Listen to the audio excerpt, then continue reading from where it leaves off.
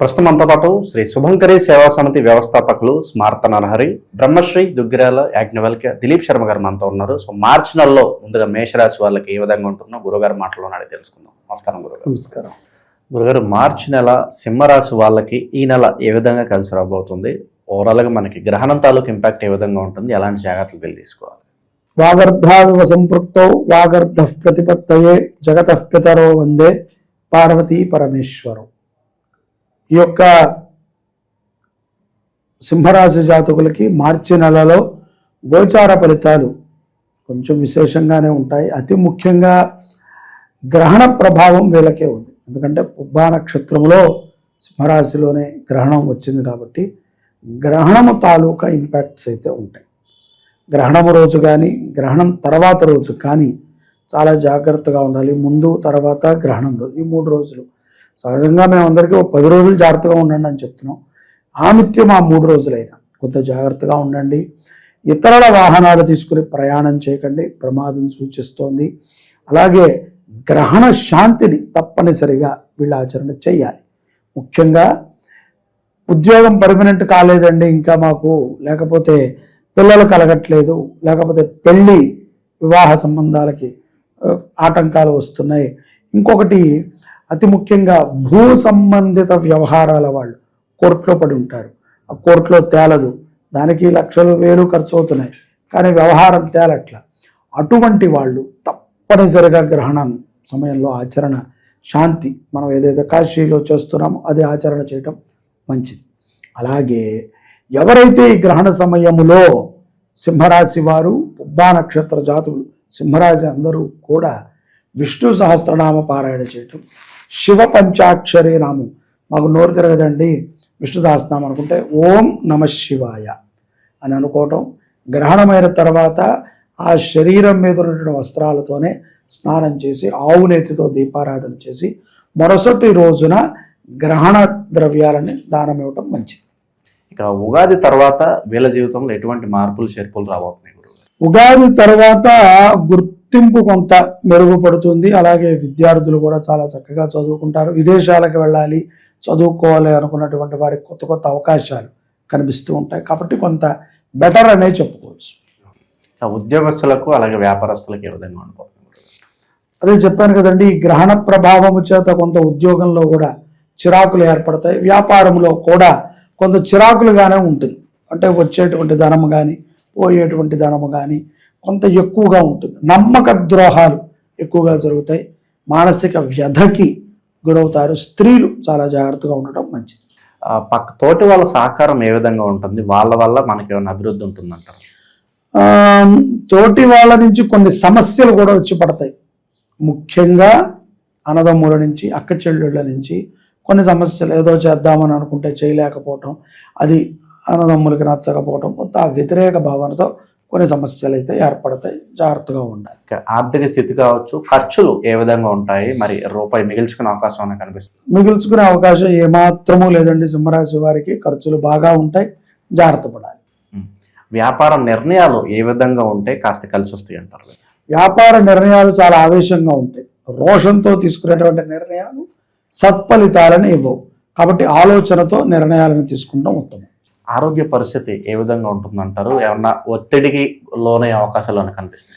వీళ్ళు ఏంట్రా అంటే బయటికి గంభీరంగా కనిపిస్తారు, కానీ లోపల పిల్లి కంటే దారుణమైనటువంటి భయస్థులు. సింహ రాశి వరకే వ్యక్తిగతంగా కనిపించడానికి సింహంలా ఉన్నా లోపల ఏకాకిగా ఉంటే చాలా పిరికి వాళ్ళు. ఇప్పుడు కూడా మంది మార్బలంతో ఉండడానికి ఇష్టపడతారు, లేదంటే ఎక్కువగా డాంబికమైన కబుర్లు చెప్పడానికి ఇష్టపడతారు.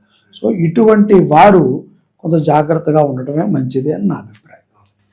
కొత్తగా ఏదన్నా నాకంటూ సమాజంలో ఒక పేరు ప్రఖ్యాతలు ఉండాలి, కొంత గుర్తింపు ఉండాలనుకున్నప్పుడు ఈ నెల పరిస్థితులు ఏ విధంగా ఉంటాయి?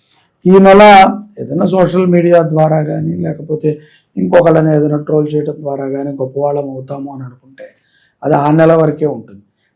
దీర్ఘకాలికంగా మంచి పేరును సంపాదించుకోవాలి అనేటువంటి ఆలోచన ఉంటే మాత్రము దేని మీదైనా వీరు సాధన చేసి ఒక విషయం మీద పూర్తిగా ఆ విషయం తెలిసిన తర్వాత మాట్లాడితే తప్పకుండా మంచి పేరు ప్రఖ్యాతులను సంపాదించుకుంటారు. ఈ పేరు ప్రఖ్యాతుల గురించి విద్యార్థులకి చాలా బాగా ఉపయోగపడుతుంది. లీడర్షిప్ క్వాలిటీస్ ఉంటాయి, కానీ మనకి ఎందుకు పనికిరాని వాడికి లీడర్షిప్ వస్తుంది, వీడికి రాదు. కాబట్టి అవమానాలను ఎక్కువ భరించాల్సి వస్తుంది. శత్రువుల్ని పెంచుకోకూడదు. అందరితో కూడా మిత్రత్వం ఉంటేనే విజయాన్ని సాధించగలుగుతారు విద్యార్థులు. ఇక విశేషంగా ఎటువంటి పరిహారాలు దైవారాధనలో ఉంటే బాగుంటుందంటారు ఈ నెలపై? సింహరాశి వారు ఈ యొక్క మార్చి మాసములో శివారాధనలు చేయాలి. అతి ముఖ్యంగా 3వ తారీఖు జరగబోయేటువంటి శాంతి పూజలో పాల్గొవాలి. ఈ రాశిలోనే గ్రహణం ఉన్నది కాబట్టి, అందులో కాశీలో.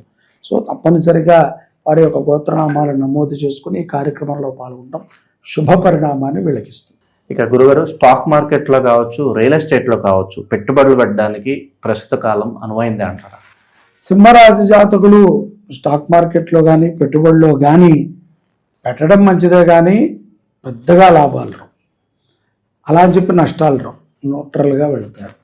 ఇక్కడ వీళ్ళకి సమస్యల్లా ఏమిట్రా అంటే మనసు వికలంగా ఉండటము, వారు ఆలోచించే విధానము, ఎక్కువగా ఎక్స్పెక్ట్ చేయటం. వాళ్ళు పెట్టేస్తే రేపు మనకు వచ్చేస్తాయి అని అనుకుంటే మాత్రం ఏమీ రావు. దీర్ఘకాలికంగా అయితే మంచి రిజల్ట్స్ని వీళ్ళు పొందొచ్చు. వెంటనే అయితే కనుక కష్టం. ఓవరాల్గా మార్చి నెల ఈ రాశి వాళ్ళకి ఏ విధంగా ఉంటుందో మంచి విశ్లేషణ అందించారు. ధన్యవాదాలు గురుగారు. మార్చి 3న వస్తున్న ఈ చంద్రగ్రహణం సాధారణ చంద్రగ్రహణమా, లేదంటే ఇది కాస్త ప్రమాదకరంగా ఉంటుందంట? గ్రహణములు ఎప్పుడూ కూడా కొంత ప్రమాదకరంగానే ఉంటాయి. అందులో చంద్రగ్రహణం కూడా చంద్రుడు మనఃకారకుడు కాబట్టి గ్రస్తోదయ చంద్రగ్రహణము మార్చి 3వ తారీఖు మనకి మధ్యాహ్నం 3:20 నుంచి 6:50 వరకు ఉన్నది. భారతదేశంలో దీని యొక్క ప్రభావము ఒక 30 నిమిషాల పైచిలికే ఉంది. అయినప్పటికీ చంద్రుడు మనకి ఈ యొక్క కాలములో త్వరగానే కనబడుతూ ఉంటాడు. అటు చంద్రుడిని మనం దర్శించుకునే అవకాశం 5 గంటల నుంచే కొన్ని నదీ ప్రాంతాలు, సముద్ర తీరాల్లో అవకాశం ఉంటుంది. కాబట్టి ఇది కొంచెం ప్రమాదకరమైనటువంటిదే. ప్రమాదము అంటే దేశానికి ప్రమాదమా, వ్యక్తికి ప్రమాదమా, వ్యవస్థకి ప్రమాదమా అని అనుకుంటాం కంటే గ్రహణ సమయంలో తీసుకోవాల్సినటువంటి జాగ్రత్తలను తీసుకుంటాం ఉత్తమం. గురుగారు, ఈ గ్రహణం తర్వాత మనిషి యొక్క జీవితాల్లో ఏమైనా అకస్మాత్తుగా మార్పులు ఏమైనా సంభవిస్తాయంటారా? కంపల్సరిగా అండి. సింహరాశి, కర్కాటక రాశి వారికి ఈ యొక్క చంద్రగ్రహణ ప్రభావం తరువాత, ముఖ్యంగా మీనరాశి ఇటువంటి వారికి కూడా, శని ప్రభావ రాశులకి కూడా కొంత ఈ యొక్క గ్రహణ ప్రభావం ఉంటుంది. దీని తర్వాత ఒక 15 రోజులకి ఆర్థికంగా కానీ, మానసికంగా కానీ, ఆరోగ్యంగా కానీ కొన్ని సమస్యలు అయితే ఏర్పడతాయి. ఎవరైతే శాంతి చేసుకోరో, ఎవరైతే దీనిని బిలీవ్ చేయరో, ఎవరైతే తగు జాగ్రత్తలతో ఉండరో అటువంటి వారికి మరింతగా ఉంటాయి. తస్మాత్ జాగ్రత్తగా ఉండాలి. ప్రమాదాలు గోచరిస్తాయి. అజ్ఞానముతో జ్ఞానము పనిచేసినప్పటికీ అజ్ఞానముతో కూడుకుని కొన్ని తప్పులను చేసి చెరసాల పాలయ్యేటువంటి అవకాశాలు కూడా గ్రహణం తర్వాత ఉంటాయి. గురుగారు, గ్రహణ సమయంలో నిద్రపోతే కనుక దోషం వస్తుంది అంటారు, వాస్తవాలు ఏంటంటారు?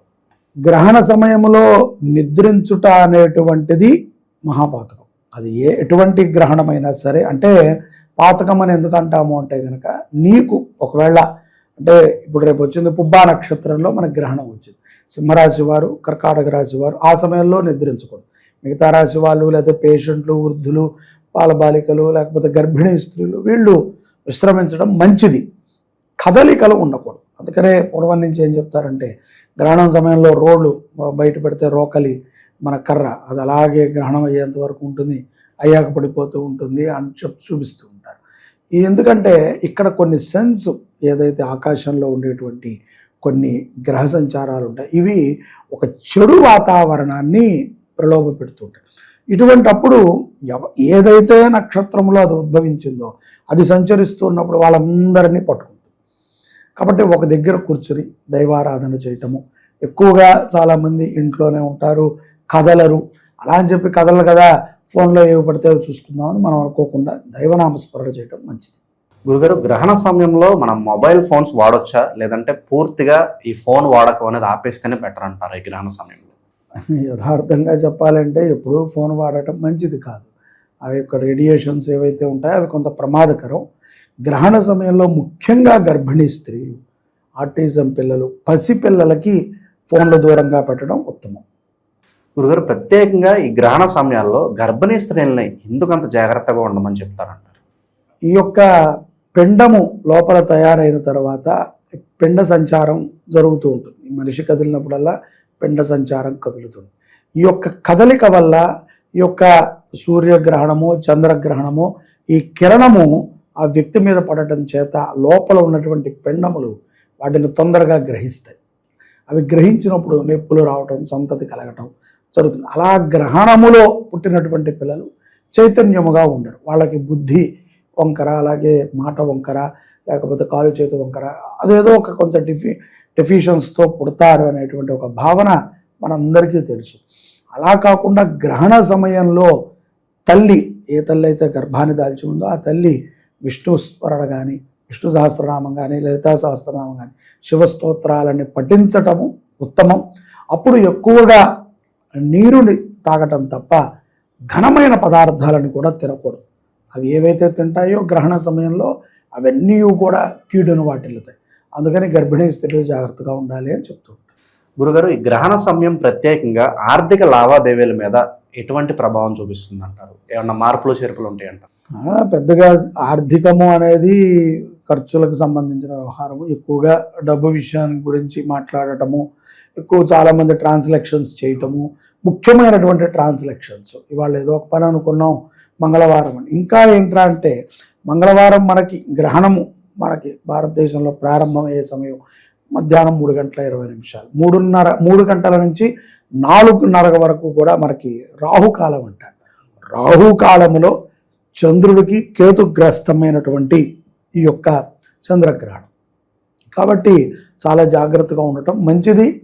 ఆ డబ్బులని ఎక్కువ ఖర్చు పెట్టకుండా జాగ్రత్తగా ఉంటే దీర్ఘకాలికంగా డబ్బుని కాపాడుకున్న వాళ్ళు అవుతారు. గురుగారు, ఈ గ్రహణ సమయంలో ప్రత్యేకంగా ఒకే ఒక పని చేస్తే చాలు మీకు పుణ్యం వస్తుందంటే ఏ పని చేస్తే బాగుంటుంది?